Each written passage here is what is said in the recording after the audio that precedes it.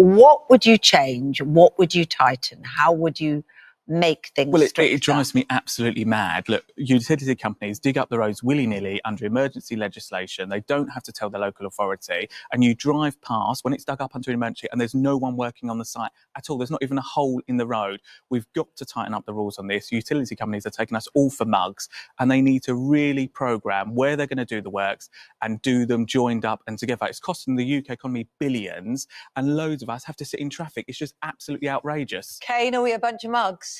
No, I don't think so. It's all about trade-offs, right? You know, when you're putting in a kitchen extension, you're going to have the inconvenience of not being able to use your kitchen for a month or so, but you get a new kitchen. It's the same way with roadworks. So, you know, roads are being dug up. Yes, it's inconvenient, but we do need the gas, the electricity, the broadband that these roadworks bring. But what, I mean, it's just nonsense. If utility companies are digging up the roads under emergency legislation, when we drive past it, we expect to see someone working almost around the clock to get the problem fixed. If they did that, it would cause less roadworks on our roads and people would be able to get to work quicker, get to the shops, spend money in the UK economy. That would create growth. They're just not taking us seriously. France the government does really that, needs to get doesn't a it? grip. France does a lot of work Well, at night with floodlights, but they also pay a lot more taxes.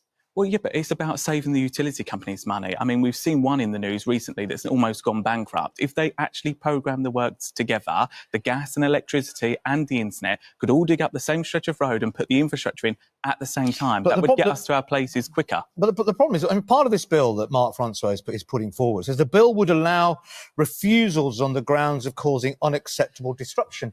Now, one cone in the road could be considered unacceptable disruption to people on that road. So how do you even measure that? All of it is disruption. Unacceptable disruption is the same utility company digging up the same stretch of roads. They'll come and do a bit of work. Months later, they'll dig up the same stretch of road. So they're obviously not doing it to the correct standards. I mean, that's just nonsense. Kane,